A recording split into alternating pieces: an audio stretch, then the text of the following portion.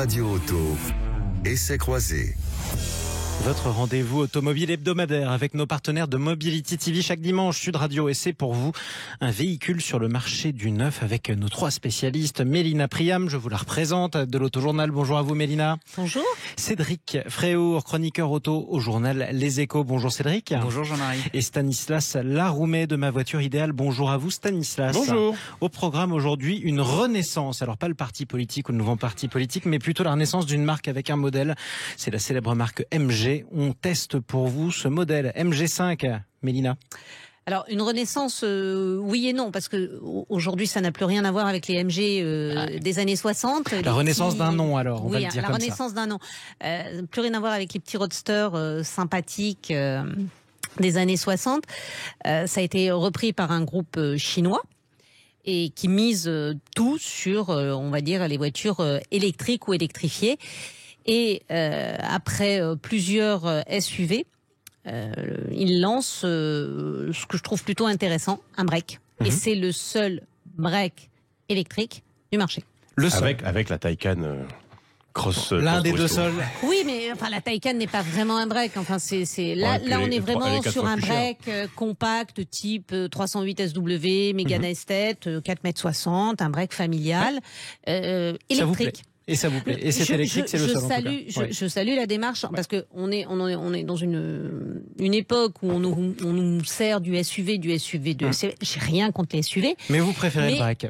J'aime bien un peu de diversité. Alors, au témoin, un doute malgré tout. J'entends MG, marque ancestrale, marque magnifique, voiture de collection. Pour moi, MG, c'est la première chose que ça m'évoque. Est-ce que ça veut dire qu'aujourd'hui, le retour de MG, c'est du grand luxe ou pas forcément ? Surtout pas. Voilà, surtout pas. Mais malgré tout, ils essaient de raccrocher les wagons.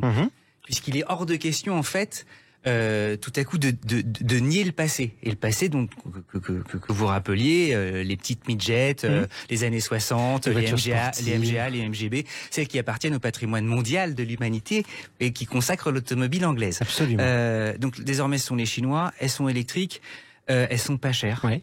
Et elles ont un bienfait immédiat, c'est que sur le marché de l'électrique, aujourd'hui, il y a beaucoup de constructeurs premium. Or, avec les Chinois, eux se sont dit, nous, on a un marché local qui est capable d'absorber justement énormément de nos productions. On va pouvoir baisser les prix. Les batteries, en plus, on connaît ça très bien. Oui. On offre ça à l'Europe. On offre les terres rares, la batterie. Alors, vous les appellerez pour discuter de ces sujets à sérieux avec eux. Mais en tout cas, pour le consommateur et que nous sommes, on se retrouve avec des voitures bien construites. Et quand je dis bien construites, c'est vraiment bien construit. C'est pas des choses au rabais dans l'imaginaire collectif de dire c'est des trucs asiatiques. Non, au contraire, très bien faites, qui ont une belle autonomie et qui ne volent pas le client. Je joue toujours le rôle du flic gentil dans cette émission. Très bien. Ne vous inquiétez pas, le méchant arrive dans 2 secondes. Merci.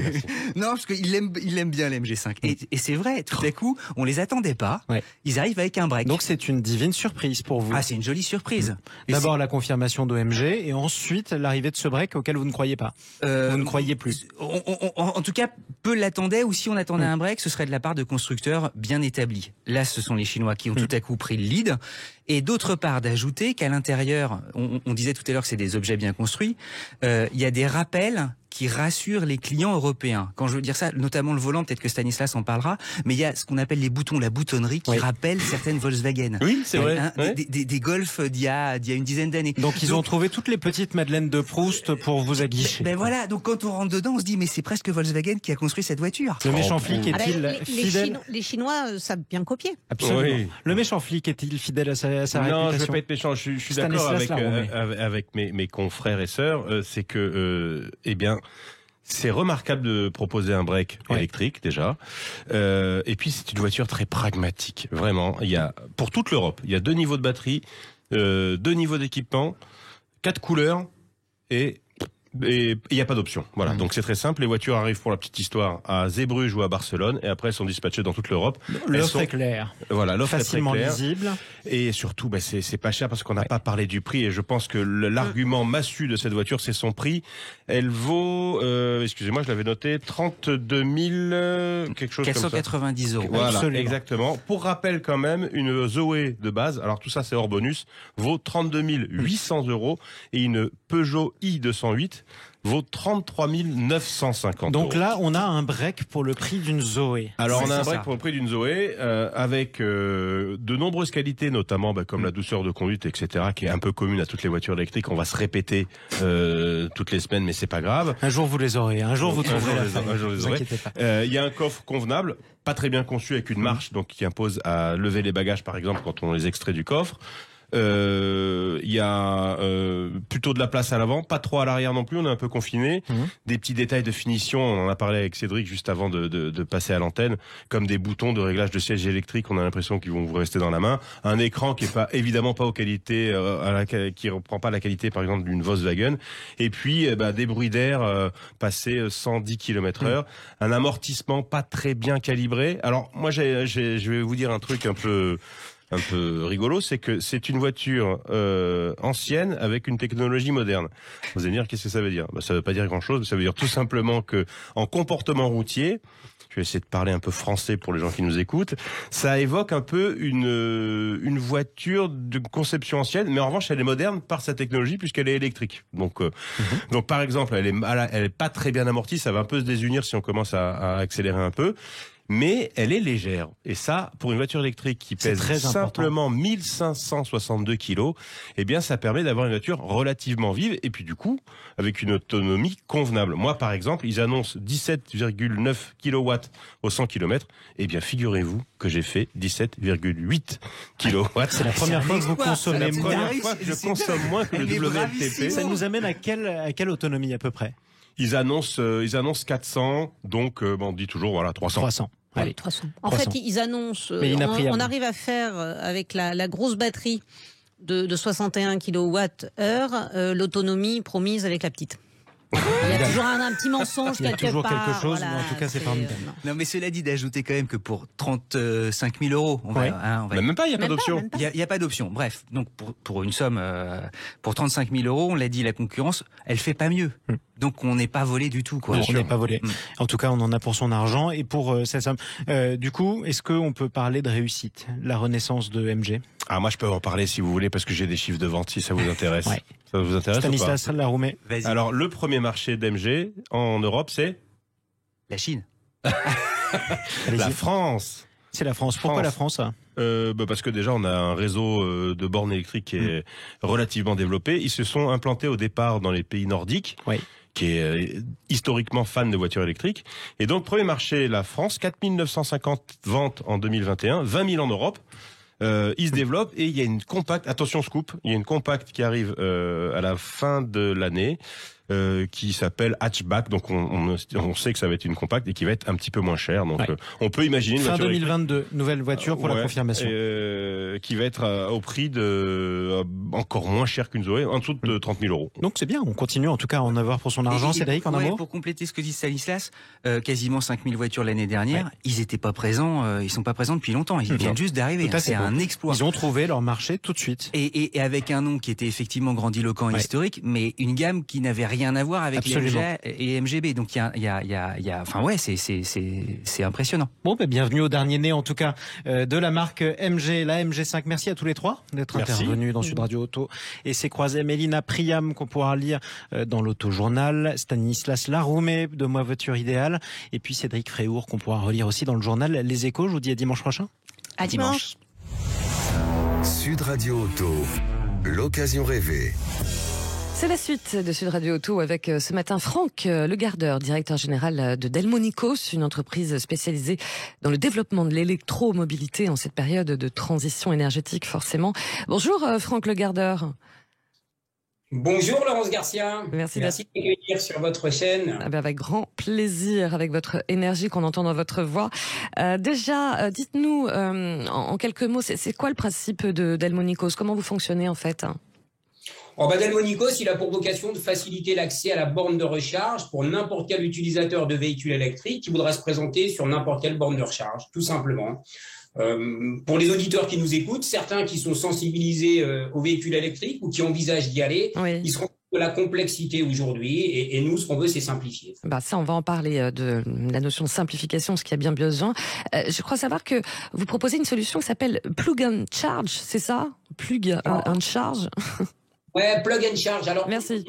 On propose, mais en fait, Plug and Charge, c'est un standard qui existe aujourd'hui, qui s'appelle l'ISO 1518, relativement compliqué à mettre en œuvre, puisqu'il utilise une technologie qui est un petit peu plus complexe à mettre en place, alors que nous, on utilise tout simplement la blockchain qui facilite en fait la mise en place de cette technologie Plug and Charge, tout simplement. D'accord. Bon, j'imagine de votre part, forcément, il y a aussi un engagement dans cette transition énergétique. On parle beaucoup de villes durables, de smart city. L'électromobilité en est un chaînon. Absolument. Quand on sait que 33% des émissions de gaz à effet de serre sont liées au transport, donc c'est un tiers, c'est important d'essayer de corriger de ce côté-là. Donc l'électromobilité a un atout important à jouer pour pouvoir justement réduire ces émissions de gaz à effet de serre. Alors, Franck Le Gardeur, vous parlez de simplification, facilité de la recharge, l'accès à la recharge. C'est un vrai chantier, ça, quand même, en ce moment. Écoutez, le gouvernement a mis en place ce plan 100 000 points de charge pour 100 millions d'euros d'investissement. Donc, c'est une première belle chose qu'il faut faire, qu'il faut mettre en place. Mais à côté de ça, même si le véhicule électrique se vend, ce qu'il faut, c'est proposer en fait à l'utilisateur du véhicule électrique, au conducteur, de pouvoir accéder relativement facilement aux bornes de recharge, notamment quand on est en itinérance. Et aujourd'hui, ça reste relativement compliqué encore. Mais ça concerne spécifiquement la France. On est en retard, nous, ou c'est européen? Non, écoutez, c'est sur le plan global, c'est pas seulement la France. Alors, vous avez des pays en Europe qui ont un petit peu d'avance. On peut parler des pays d'Europe du Nord qui ont pour certains 9 à 10 ans d'avance puisqu'ils ont déjà un réseau complètement développé et déployé. Aussi, il faut garder à l'esprit que les pays sont beaucoup plus petits. Donc, même si jamais on a une volonté en France de vouloir mettre des bornes un peu partout, c'est pas si simple que ça de pouvoir amener l'énergie. Donc, ça met un petit peu plus de temps. Mais je pense que le cap est tracé. Le gouvernement en place veut continuer sur ce chantier et donc ça va dans le bon sens. D'accord. Parce que forcément, pas mal d'auditeurs peut-être nous écoutent et envisagent pourquoi pas de passer à l'électrique, mais beaucoup s'interrogent toujours en se disant oui, mais voilà, sur du long trajet, comment ça fonctionne? Il manque des bornes pour partir très très loin. J'imagine pourquoi pas en vacances cet été. Il y a beaucoup d'interrogations à ce sujet. Oui, c'est un sujet récurrent qui revient régulièrement. Bon, alors, il faut savoir, c'est que en règle générale, les Français parcourent entre 30 et 40 km chaque jour. Donc ça, pour le quotidien, c'est pas un problème, j'ai envie de dire. Maintenant, effectivement, on arrive à la période estivale, donc certains voient deux choses. La première, c'est le coût de l'essence qui ne cesse d'augmenter ou du diesel. Et puis, il y a toutes ces promotions qui sont mises en place, il y a toutes ces actions qui sont mises en place par le gouvernement également. Pour favoriser l'acte d'achat du véhicule. Donc, une fois qu'on a basculé et qu'on s'est décidé à acheter, c'est est-ce que je vais pouvoir réellement me déplacer à travers toute la France? La réponse, elle est à mes yeux aujourd'hui, puisque moi j'utilise un véhicule électrique depuis 7 ans, elle est oui. On peut. Maintenant, ça demande un changement de paradigme, ça demande aussi beaucoup d'anticipation sur la façon dont on roule en véhicule électrique par rapport au véhicule thermique. Tout ça, on peut en parler si vous le souhaitez. Si, l'anticipation. Alors, vous faites comment? Alors, justement, vous dites, tiens, voilà, je pars là dans le sud, je parle du côté d'Avignon, par exemple. Il faut, organiser son voyage selon des cartes. Expliquez-nous concrètement, vous faites comment, vous, alors?